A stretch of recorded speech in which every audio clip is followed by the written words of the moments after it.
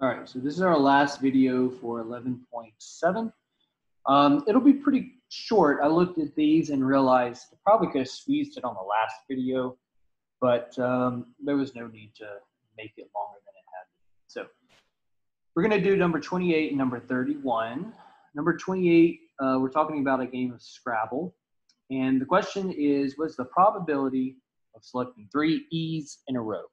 So from the previous section, it tells us that there's a total of 100 tiles. The number on the right of each tile is the number of tiles of that one. And then the little subscript is its score or value.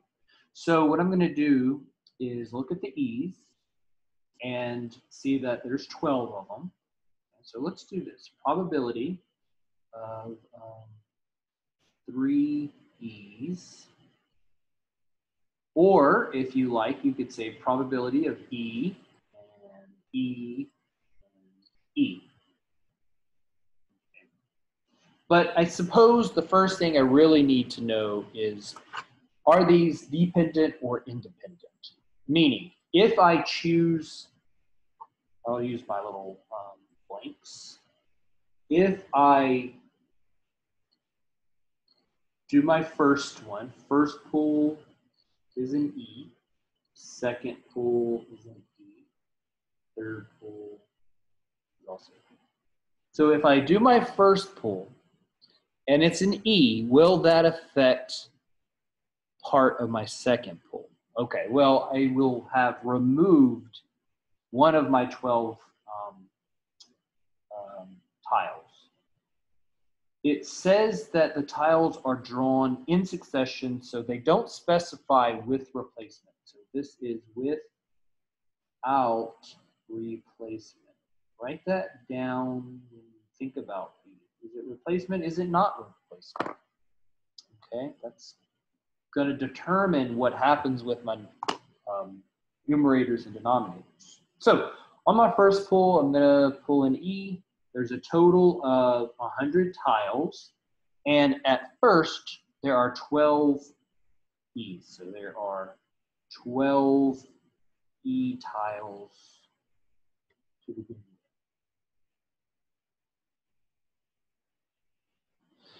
Now, I have chosen one of my 12 E tiles. There are now 99 tiles left. How many E tiles are there? Well, I just took one away, so 11. And then on my third pool, I have taken away one of my tiles, so 98. There are now 10 E tiles. All right. So again, I could do 12 over 10, 11 over 99, 10 over 98. I think I'll do that, and then I'll show you another way that maybe the book will tell you. So 12 over 100, 11 divided by 99, and 10 divided by 98. Ugly decimal, fix it, 1 over 375. So this is the answer.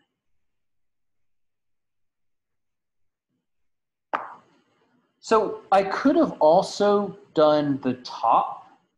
This is just in case you want to see an alternate way to do it.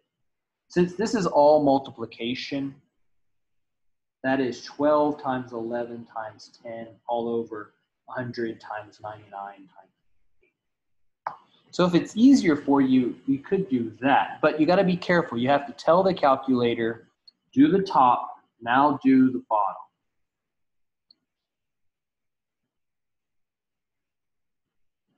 Decimal, fix it. Okay. So that's just another option. And then the last one I want to look at from this section is number 31.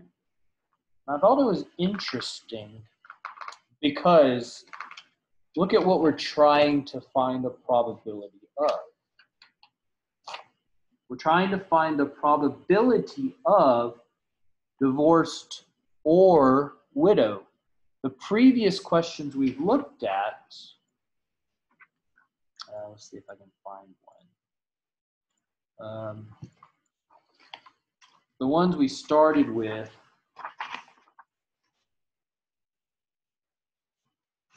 for instance, number 11, rolling an even number and a number greater than 3. So we have been looking at ands because that's what 11.7 is, but these are ors. So before I start the problem, there's two things that could happen. Are the two events mutually exclusive or not?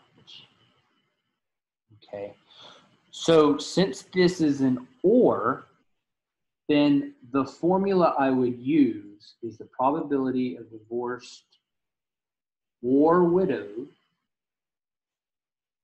is the probability of divorced plus the probability of widowed. Now, if it's not mutually exclusive, then I would have some people who are both divorced and widowed. Okay, there's no intersection of divorced or widowed, so these are mutually exclusive. It's mutually exclusive because no overlap of divorced and widowed. Okay, that's how we know it's mutually exclusive. So this is our formula. So the probability of divorced is, it just says person, by the way, a person. So that's going to be men and women. They totaled it up. That's 26.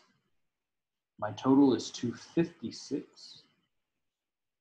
The probability of widowed is 11 over 256. If I add those together, 37 over 256, let's see what happens. Will that reduce? Okay, ugly decimal, fix it, and we're back where we started. So that means that is the lowest this fraction goes. Okay, now that's part A. Part A says fraction. Part B says a decimal. Well, if I push equals again, I get the decimal. So part B is 0.1445312. It wants us to round 2 decimal places. Okay, so this is what I want. Does that 4 affect anything? It does not. So 0.14. All right, so that'll do it for 11.7.